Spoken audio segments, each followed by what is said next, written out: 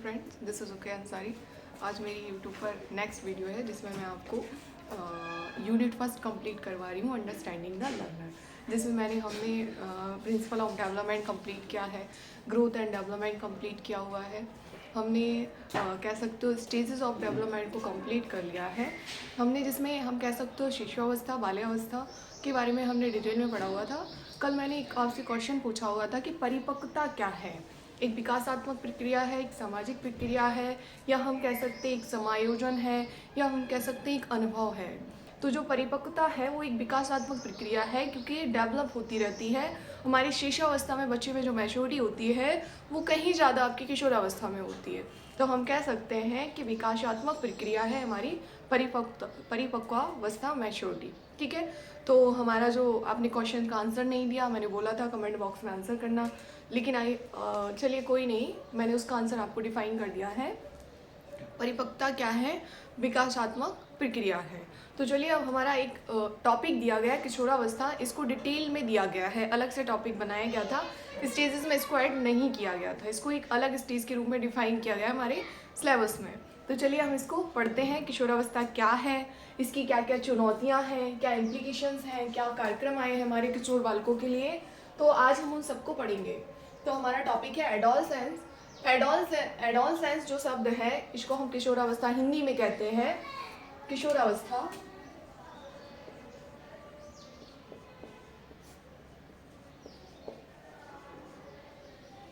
ठीक है, एडोलसेंस शब्द जो है वो आपका लिया गया है लैटिन भाषा के एडोलसियर शब्द से। किससे लिया गया है? एडोलसियर, जिसका अर्थ होता है परिपक्वता की ओर बढ़ना।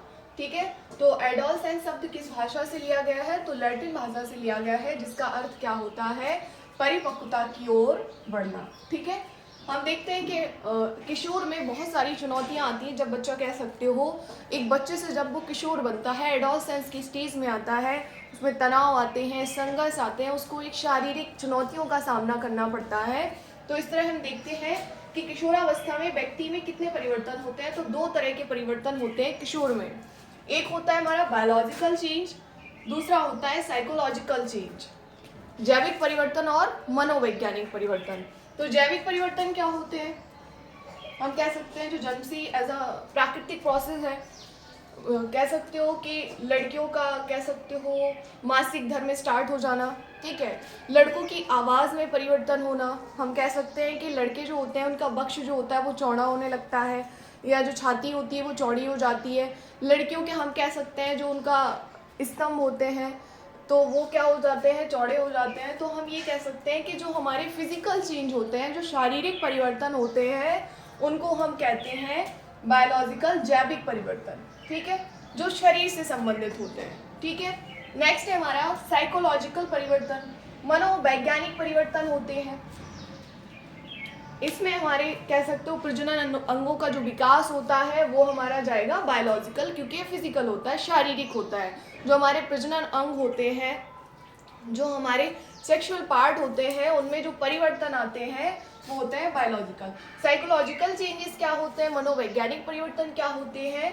जैसे कि बच्चा जो होता है तनाव से जूझ रहा होता है, अपना, कह सकते हो, अपने भविष्य की चिंताओं से वो जूझ रहा होता है, भविष्य के बारे में वो सोच रहा होता है कि हमें क्या करना है, क्या नहीं करना है।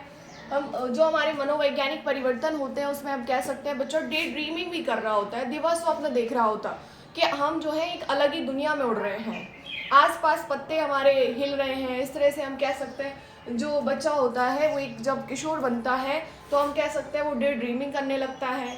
उसे लगता है कि हर व्यक्ति उसे देख रहा है, वो इतना इम्पोर्टेंट है कि हर व्यक्ति उस पर नज़र रख रहा है, वो कह सकते हो हर व्यक्ति उसे नोटिस कर रहा है। वो बच्चा, एक, कह सकते हो, प्रेम, इसने, ये सारी चीज़ों को चाहता है। उसको, कह सकते हो, एक वो बच्चा जो है, जो साइकोलॉजिकल चेंजेस हो रहे होते हैं उस बच्चे में, तो उसको एक्टिव मेंबर कौन होता है उसका? तो वो उसका एक्टिव मेंबर होता है उसका मित्र। वो मित्र लोगों से ज़्यादा मिलना पसंद करते हैं परिवार की अपेक्षा। अगर माता पिता कोई सही बात कहते हैं तो उन्हें क्या होता है? बुरा लगता है, लेकिन मित्र वही बात कहता है तो उन्हें वो बात सही लगती है। तो इस तरह के परिवर्तन हो रहे होते हैं हमारे साइकोलॉजिकल परिवर्तन। ठीक है, नेक्स्ट देखते हैं प्यूबर्टी। प्यूबर्टी जो आती है मेल में या हम कह सकते हैं पुरुष में 12 से 14 के बीच आती है।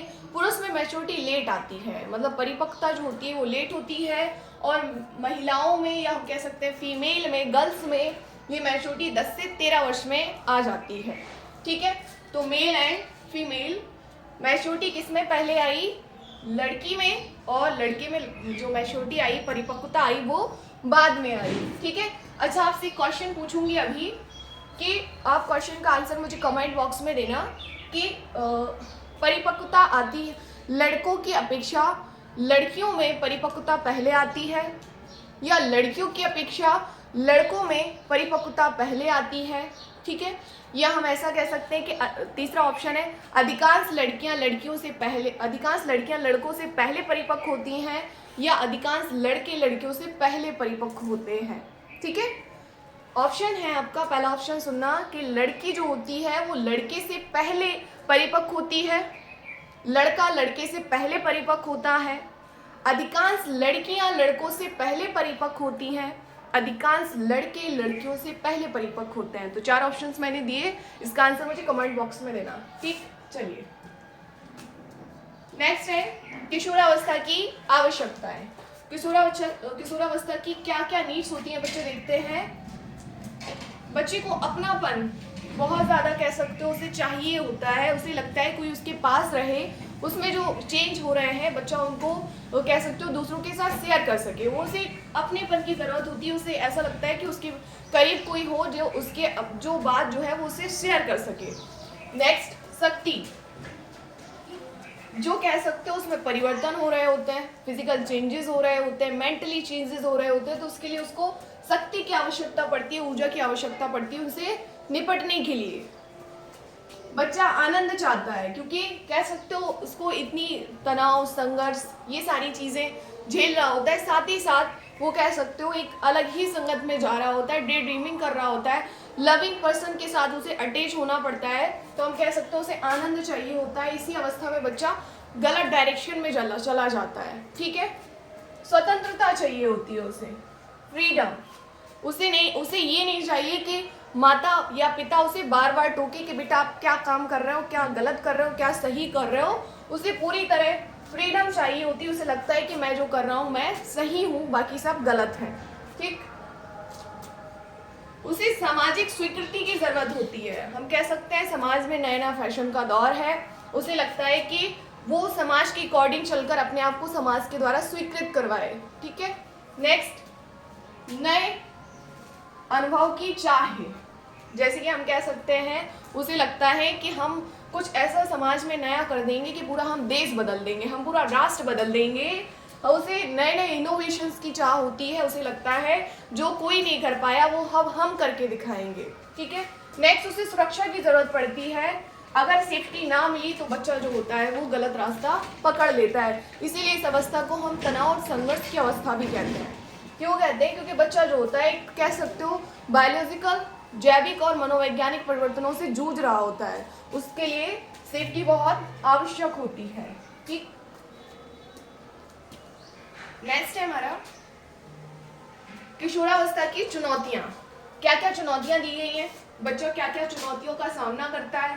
पहली है शारीरिक विकास से संबंधित चुनौती, मतलब बच्चा जो है उसका पूरा बॉडी स्ट्रक्चर चेंज हो रहा होता है, बच्चा जो है शरीर में अनेक हार्मोनल चेंजेस हो रहे होते हैं, जिसकी वजह से बच्चा जो है उसे उन चुनौतियों का सामना करना पड़ता है। बच्चे के प्रजनन अंगों का विकास हो रहा होता है, बच्चा जो होता है हम कह सकते हैं जो हमारी इंटरनल ग्लैंड्स होती हैं, ठीक है, उनके विकास हो रहा होता है, पीयूष ग्रंथि, अंतःस्रावी जो ग्रंथियां होती हैं उनका विकास हो रहा होता है, जिसकी वजह से बच्चे को हम कह सकते हो चुनौतियों का सामना करना पड़ता है। नेक्स्ट, संज्ञानात्मक विकास।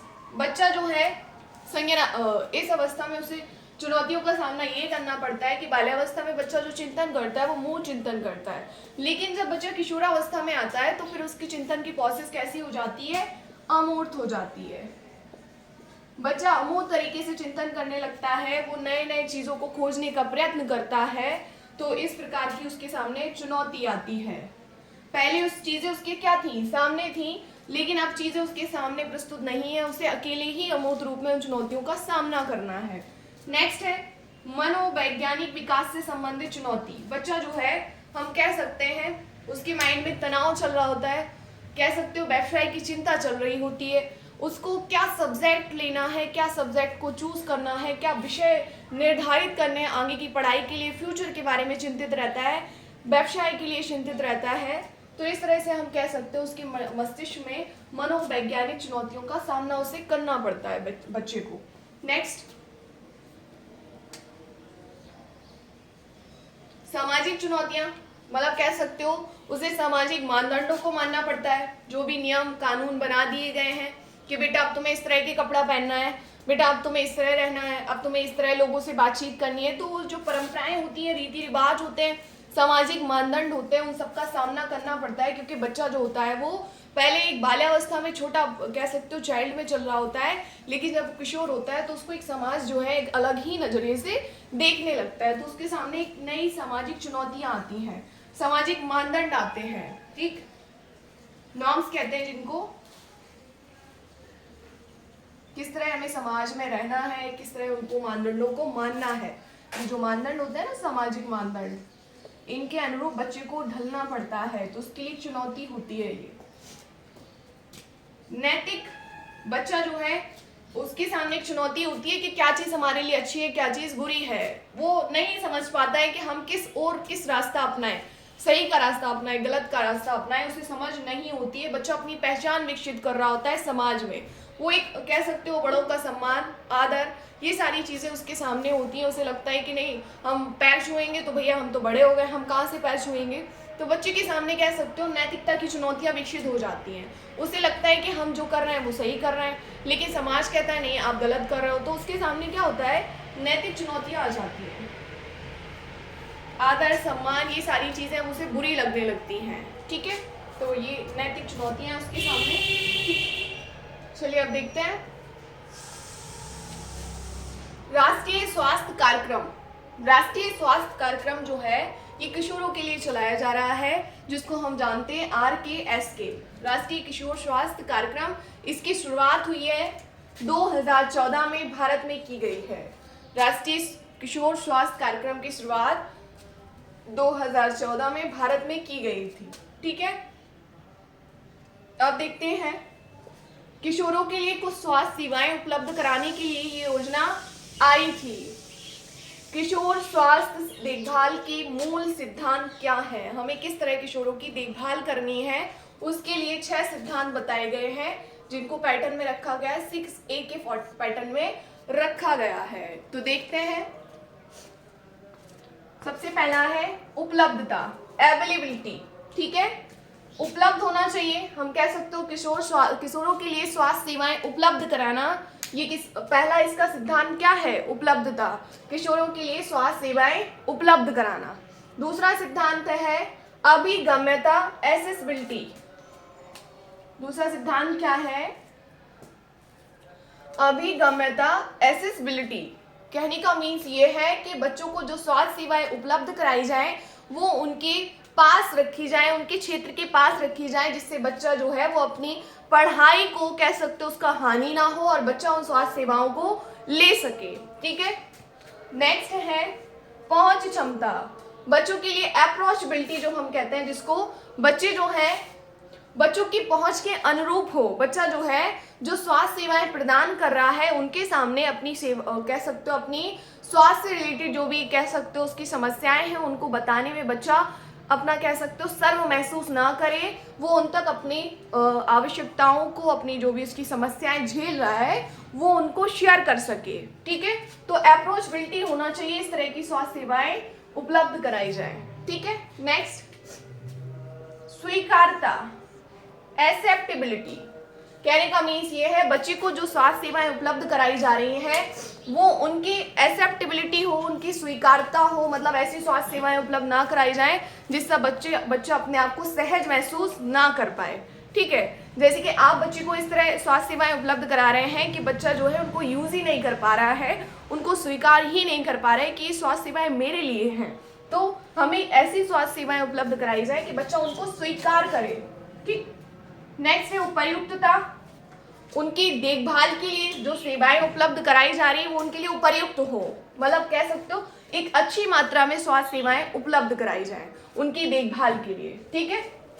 नेक्स्ट, सामर्थ्य, एफोर्डेबिलिटी, मतलब जो कह सकते हो उनकी लागत हो, जो स्वास्थ्य सेवाएं उपलब्ध कराई गई हैं वो इतनी अधिक लागत में ना हो कि बच्चा उनको ले ही ना पाए, स्वास्थ्य सेवाएं फ्री ऑफ कॉस्ट उपलब्ध कराई जाए। तो हमारा जो आरएस के कार्यक्रम है इसके तहत जो स्वास्थ्य सेवाएं उपलब्ध कराई गई हैं वो निःशुल्क हैं, निःशुल्क स्वास्थ्य सेवाएं उपलब्ध कराई गई हैं। तो इस तरह इसके 6 सिद्धांत थे जो एग्जाम में बहुत इंपॉर्टेंट हैं, जिनको हमने देखा, ठीक।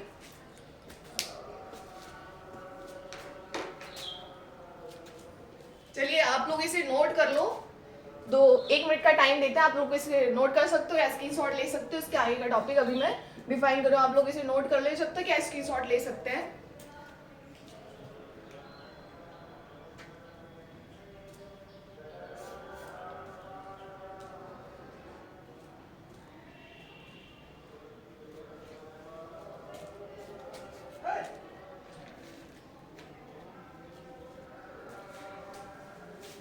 चलिए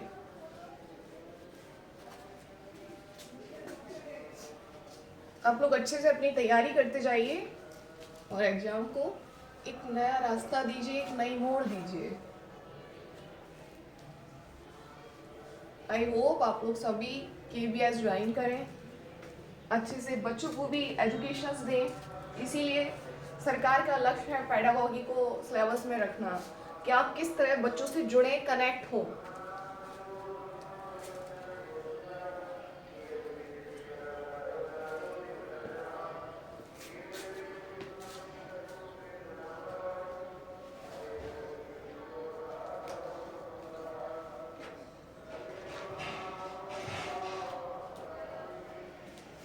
चलिए अब हम देखते हैं किशोरावस्था के लिए एक नया कार्यक्रम आया हुआ है जो भी मोस्ट इंपॉर्टेंट है, AEP,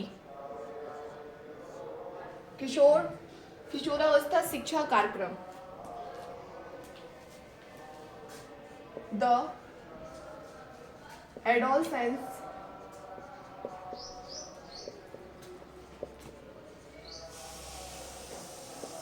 एजुकेशन प्रोग्राम।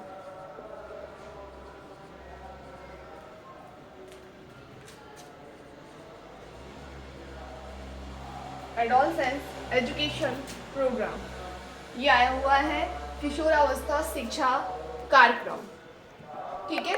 तो जो AEP आया हुआ है, भारत सरकार ने, जो भारत सरकार है किशोरों की शिक्षा के लिए एक कह सकते हो कार्यक्रम की शुरुआत की, जिसको हम जानते हैं द एडोलसेंस एजुकेशन प्रोग्राम के नाम से। किशोर शिक्षा कार्यक्रम किसके नाम से जानते हैं? किशोर शिक्षा कार्यक्रम। इसकी शुरुआत किसके द्वारा की गई? तो भारत सरकार के द्वारा, MHRD के द्वारा, या हम जिसको शिक्षा मंत्रालय कहते हैं उसके द्वारा इसकी शुरुआत की गई है, ठीक है। इसको भारत सरकार ने माध्यमिक व उच्चतर माध्यमिक विद्यालयों में लागू करने की घोषणा की है। इस कार्यक्रम को माध्यमिक व उच्चतर माध्यमिक स्तर पर लागू करने की घोषणा की थी भारत सरकार ने, ठीक है। इसे किस स्तर पर लागू किया गया है? तो माध्यमिक व उच्चतर माध्यमिक स्तर पर, इसे प्राथमिक स्तर पर लागू नहीं किया गया है। AEP क्या है? इसका फुल फॉर्म एग्जाम में आ सकता है, द एडोलसेंस एजुकेशन प्रोग्राम। अब देखते हैं इसके उद्देश्य क्या हैं। इसके उद्देश्य है कि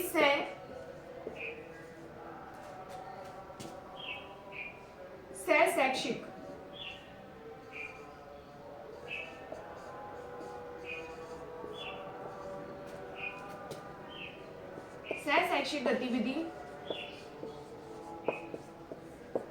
या हम कह सकते हैं CCO को करिकुलर एक्टिविटी के माध्यम से, जो हम कह सकते हैं शैक्षिक गतिविधियां होती हैं, मतलब कुछ एजुकेशन के साथ साथ कुछ अदर से प्रोग्राम जो गतिविधि के माध्यम से बच्चों के तहत पहुंचाए गए। जैसे कि हम लोग कोई ड्रामा क्रिएट करते हैं, हम लोग कुछ कह सकते हो एजुकेशन के बारे में कुछ हम लोग ड्रामा बनाते हैं, उसके तहत कुछ सह शैक्षिक गतिविधियों के माध्यम से बच्चों को चुनौतियों का सामना करने के लिए, चुनौतियां जो हैं, चुनौतियों, संघर्ष, तनाव, सह शैक्षिक गतिविधि के माध्यम से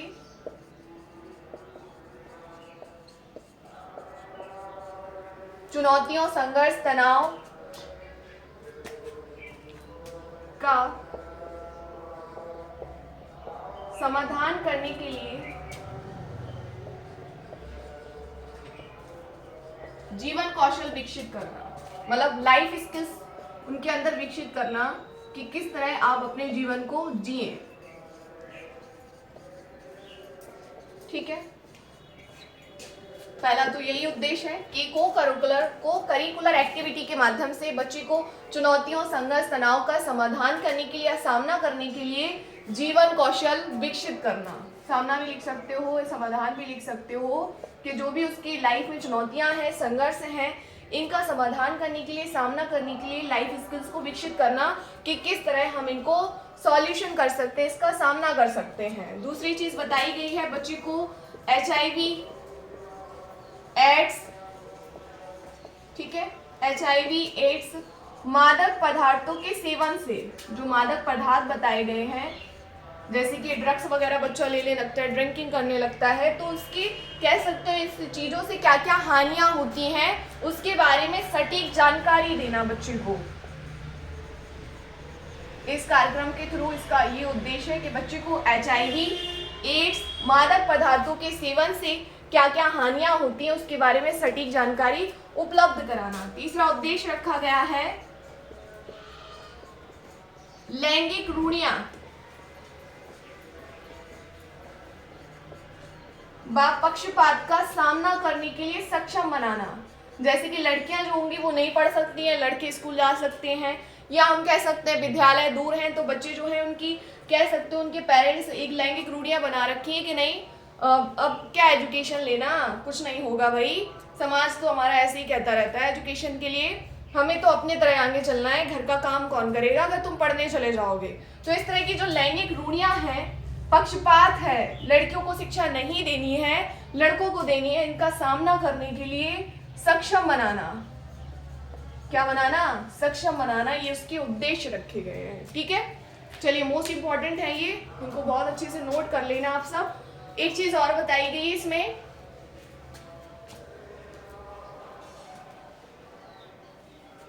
कैबिल्स का दृष्टिकोण विकसित करना।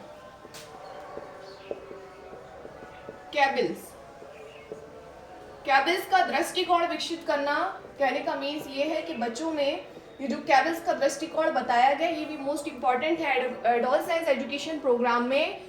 के का मतलब है नॉलेज, क्या है? नॉलेज, ये मोस्ट इंपॉर्टेंट है, इसे बहुत अच्छे से समझना, नोट करना। नॉलेज। ए का मतलब है एटीट्यूड, बी का मतलब है वैल्यू, ई का मतलब है इनहेंस्ड, 5 का है लाइफ स्किल। ठीक है, इस तरह से हमारे केबल्स का फॉर्म कंप्लीट हुआ। के का मतलब है जानकारी देना, बच्चे को सही जानकारी देना कि बच्चा जो है गलत रास्ता ना पकड़ ले। आप बच्चे को इस तरह की जानकारी दें कि बच्चा जो है आगे अपना भविष्य जो है वो ठीक रास्ते पर ले जा सके। ठीक है, तो उसको सही जानकारी उपलब्ध कराना। अगर उसके शरीर में जो परिवर्तन हो रहे हैं तो आप उसका मिसयूज ना करें, आप उसको इस तरह की जानकारी दें कि बच्चा जो है वो सही रास्ता पकड़े, तो जानकारी देना। दूसरा है एटीट्यूड, बच्चे में सकारात्मक जो उसमें चेंज हो रहे हैं वो उनको पॉजिटिव रूप में ले, इस तरह की पॉजिटिव अभिवृत्तियां, सकारात्मक विचार उनके मस्तिष्क में डालना। ये नहीं कि बच्चे में नेगेटिव डाल दिया कि भैया ये जो परिवर्तन हुए हैं वो सिर्फ आपके साथ ही हुए हैं, बाकी बच्चों के साथ ऐसा कुछ नहीं होता है। ये परिवर्तन ना डालें, उनमें पॉजिटिव एटीट्यूड डालें कि जो हो रहा है वो प्राकृतिक है, वो सभी में होता है। ठीक, वैल्यूज बताएं, कह सकते हो उनको, कह सकते हो प्रेम, और कह सकते हो एम्पैथी, हम कहते हैं समानुभूति, सभी के साथ वो सबको समान मानकर उनकी वैल्यू करे, अपने माता पिता का आदर करे, सम्मान करे, तो उनको कह सकते हो वैल्यूज की भावना उनके अंदर विकसित करना, ठीक है। मूल्य इनहेंस्ड, बच्चा जो है सुधार करना, मतलब बच्चा जो है अगर उसके मन में कुछ भ्रांतियां आ गई हैं तो उनमें को सुधार करना, जिसको हम कहते हैं इनहेंस्ड, कि माता पिता उसको बुरे लगने लगते हैं, फ्रेंड्स उसके कह सकते हो एक्टिव मेंबर होते हैं, तो उनमें वो सुधार कर सके कि जो भी कह सकते हो हमारे लिए, हमारी भलाई के लिए जो काम हो रहे हैं वो सही है, हमारे माता पिता मेरे लिए सही हैं, तो सुधार कर सके वो उनमें। लाइफ स्किल्स, अपने जीवन का कौशल विकसित कर सके कि उसे आगे चलना क्या, किस तरह क्या करना है, क्या बनना है फ्यूचर में, तो उसके कौशल विकसित होना चाहिए, ठीक है। तो इस तरह के कैबल्स को बताया गया है, knowledge, attitude, values, enhance, life skill, ठीक है। चलिए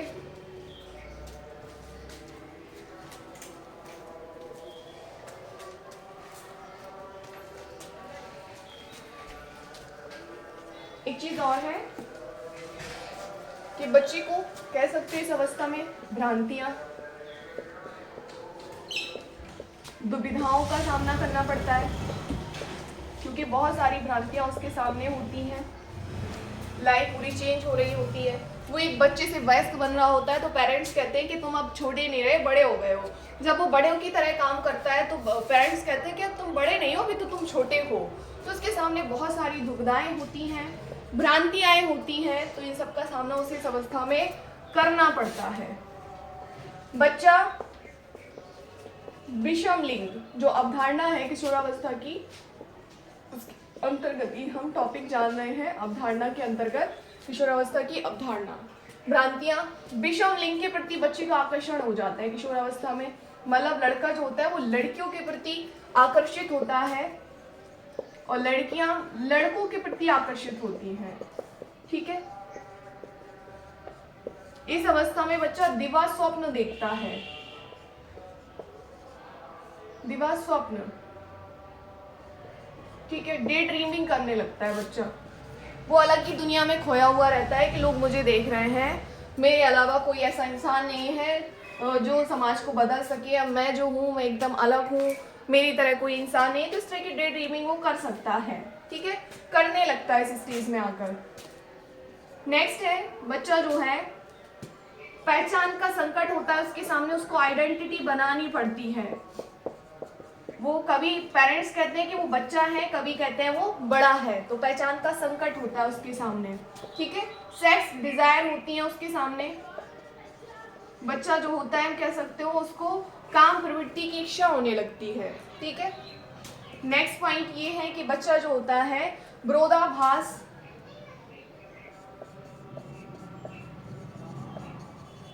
उसे लगता है कि पापा जो कह रहे हैं वो गलत है लेकिन मेरा जो मित्र कह रहा है वो सही है, तो विरोध करने लगता है वो अपने पेरेंट्स का। यहाँ पर अगर पूछा जाए कि एक्टिव मेंबर कौन होता है इस स्टेज में, तो एक्टिव मेंबर होता है उसका मित्र, ना कि उसका परिवार, ठीक है।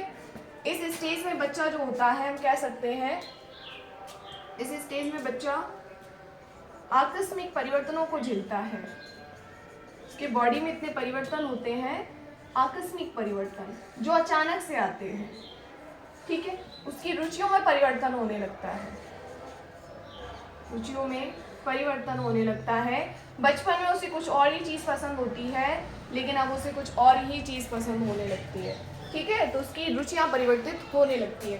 तो इस तरह हमने जाना किशोरावस्था के बारे में। अच्छा, एक डेफिनेशंस मैं दे रही हूँ, आप क्वेश्चन का आंसर दीजिएगा। किशोरावस्था को जीवन का कठिन काल किसने कहा है? जीवन का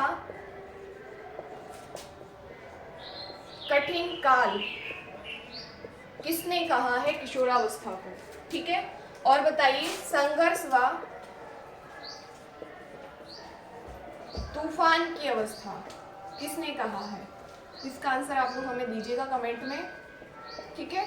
और ये मैंने लिखा हुआ है, तीसरा क्वेश्चन ये है, एक क्वेश्चन, दूसरा क्वेश्चन, तीसरा क्वेश्चन ये है, इसको हटा देते हैं।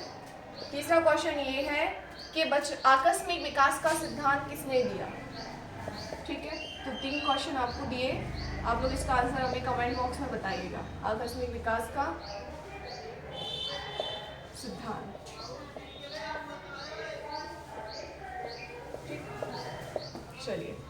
आई होप आपको वीडियो पसंद आई होगी, आप लोग अच्छे से पढ़ रहे होंगे और सेशन को ले रहे होंगे और अपनी बहुत सारी जानकारियाँ बढ़ा रहे होंगे। ये जो टॉपिक था ये हमारे KVS के लिए बहुत ही एग्ज़ाम टॉपिक है और जो सुपर टेट के लिए भी काफ़ी इम्पोर्टेंट है, तो आप लोग इसे अच्छे से देखें। Thank you.